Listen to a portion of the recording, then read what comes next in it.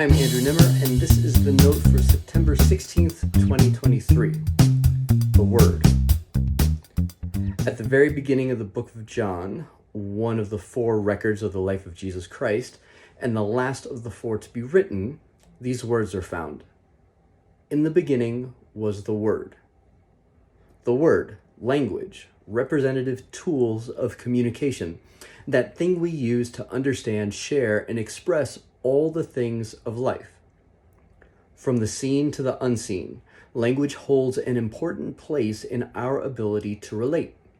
Without communication, relationships stumble. Without language, any kind of language, communication is impossible. There are many kinds of languages. We recognize body language as a physical way of communicating. There are signed languages and spoken languages.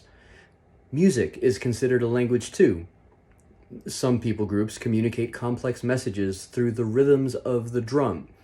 In others, oral histories are passed down through song. This is to say little of codes like Morse or Braille that bring to life a particular language through a different method, sounds or sculpture in this case. For a few weeks now, I've been involved in a gathering exploring foreign languages, namely those that are related to the Bible. This hasn't been a, quote, learn biblical Hebrew class, as much as it has been an exploration of biblical Hebrew, Greek, and Aramaic. I've added my own desire to work with modern-day Arabic to the mix, as my parents are from Beirut, Lebanon. As we have explored, we have encountered differences between the written and spoken versions of the languages.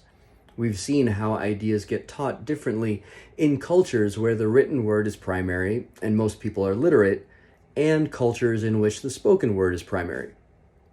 This particular difference has piqued my interest, particularly as it relates to tap dance and oral traditions in general, where little, if anything, is written down. When the word is written. When I was in high school, my teachers taught us using an educational theory based on an idea by Albert Einstein. The theory goes something like, it is not important to remember everything, it is only important to remember where you can find what you need. We didn't have to remember any formulas for math, physics, or chemistry, for example. It was assumed that we could find the formulas we needed when we needed them. At test time, they just put the needed formulas on the first page of the test. What we were being tested on is knowing what formula we needed for what problem. It was a matter of application rather than memorization.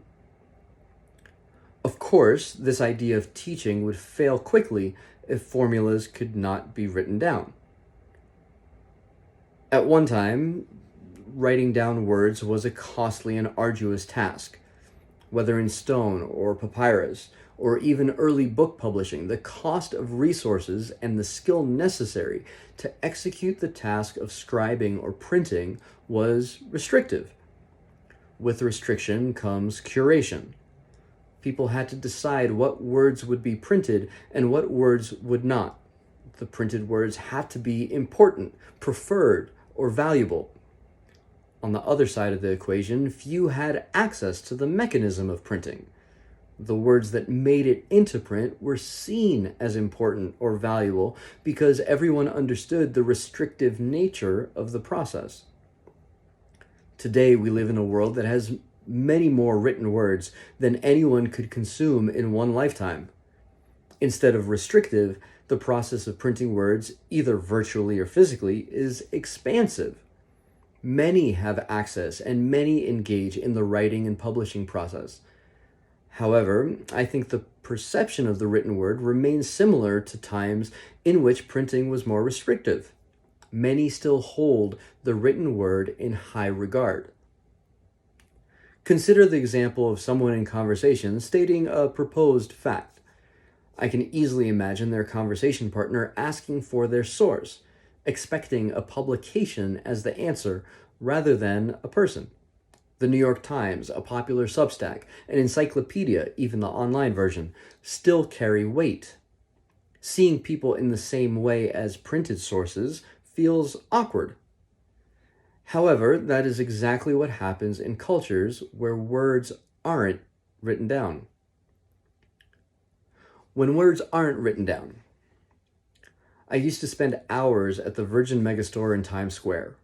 Before the days of online shopping, this haven of music and movies was the place to shop. New releases became available at midnight Wednesday morning. You could preview music at listening stations, and their staff knew the music. This last aspect was key for me. On many an occasion, I would venture to the basement level where the jazz collection was kept. I'd find a staff member and ask them about a song. All I needed to do was hum the melody. Without the name of the song, the composer, or artist's name, the staff member would begin searching. They would hum the rest of the song to make sure we were on the same page. They would name the tune, and we'd both go to work finding the recordings, ultimately selecting an album by an artist I already knew, or by their recommendation. These staff members were priceless to me as I explored the world of jazz. They were walking libraries of the history of the music. They were human versions of Shazam, and so much more. In cultures in which the spoken word is held in higher regard than the written word, a few things are different. Those who remember, the historians, storytellers, or elders, for example, are held in highest regard. It isn't the author, but the orator that is given attention. It isn't the scribe, but the reteller of stories that is trained and required for continuity of life. The idea of communal activity becomes a high value. Activities done together as religious ritual, seasonal activity, even celebration are known for what they are. Ways for the community to support who they are together as they live through every aspect of life. These communal activities take the place of individual study, reading, and research. In fact, they are the way study, learning, and research happen. The way people communicate is also different. Speakers relay ideas and important information through words that are already connected to the lives of the people they are speaking to. Through analogy, parable, metaphor, even fable, formative lessons, oral histories, and worldviews are transferred from one generation to another. Instead of only stating facts that have to be memorized, important truths are conveyed through narratives that are immediately connected to the lives of the community. The way the people listen is also different. They listen from a place of immediacy. Without the ability to go back to the book, so to speak, there's a fleeting nature to the words being heard. Everyone knows that the words being spoken will never be heard in precisely the same way ever again. Hearing the same stories repeatedly is not a problem, rather expected, even needed. If the orator is a traveler and the words compelling, it is common to have a desire to follow the orator for the sake of hearing the words again. It also isn't expected that the words be precisely the same. The words are carriers of something much deeper, something almost inexpressible through words alone. The way of listening, in turn, becomes attuned to searching for this core. Instead of hanging on the specificity of the words, the listener is trying to answer the question, what are the words trying to say? When words are embodied. The most powerful form of the word is the embodied word. Why? Because when words are embodied, the distance between the idea the words represent and the action they are meant to instigate is the shortest. Words are carriers of ideas, regardless of how they are organized, written, spoken, or embodied. Words could be strung together as a story, fiction or nonfiction, a description, list, metaphor, poem, or any other. Words could be strung together as a story, fiction or nonfiction, a description, list, metaphor, poem, or any other kind of structure. The culture of the written word provides some distance between the word and the reader. The reader is in charge of their relationship to the written word. If the reader opens themselves up to a book, the words within that book are more affecting. If they don't, the words are rendered less powerful, tasked with opening the heart of the reader before any affection might take place. Regardless, the reader need not respond to the words in real life. They can close the book and never return to the ideas. Reading can simply be an acquiring of information, no application necessary. When words are spoken, the words are relational. The listener is responding to the context and speaker as much as the words themselves. They have an event connected to another human that frames the words being shared. When considering the words, there is consideration of the person as well. The personality, as much as the skill of the speaker, has an effect on the power of the words. There is, in a very real sense, a physical effect experienced in the act of hearing. The physical effect requires a response. Do you stay to listen? Do you leave? Does an emotion arise? The distance between the words we hear and an action is closer than when we are reading. When words are embodied, it is the action that is being responded to. Words come later and only if needed. The words used to represent an idea are now visible in the actions taken on account of living out an idea. For example, the idea of humility, written about extensively over the years, is witnessed in the actions, even the life, of a humble person, perhaps acting with little regard for their public position. Similarly, the idea of generosity is found represented in the action of someone freely giving. Similarly, the idea of generosity is found represented in the action of someone freely giving, even the thing that they want themselves, to someone else in need. The relationship between word and action becomes one between action and action.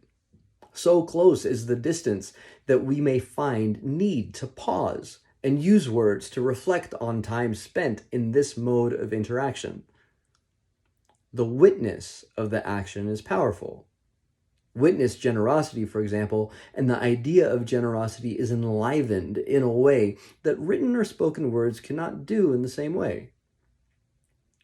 The idea has cut through all the other ideas of how the world might be with a single action. The reality of its possibility is incontestable. Any idea we might hold of people being self-centered or protective, for example, now has to contend with the witnessed reality of generosity in action. Such encounters require much more work to discount or brush aside than a proposition of generosity delivered through written or spoken words. The thing. Here's the thing. We all embody the ideas we actually hold. Our actions and the organized actions of the world around us are the embodiment of particular ideas. For example, we have locks on our doors because we do not trust our neighbors to respect the boundaries of our homes. We plop down on our couch because we trust the couch can hold the weight of our bodies. If we desire change, one of the ways we can start is to articulate the ideas behind our own actions. It may take some time to do this, and they may be buried under years and years of life. Assumptions that this is just the way things are done carry a lot of weight.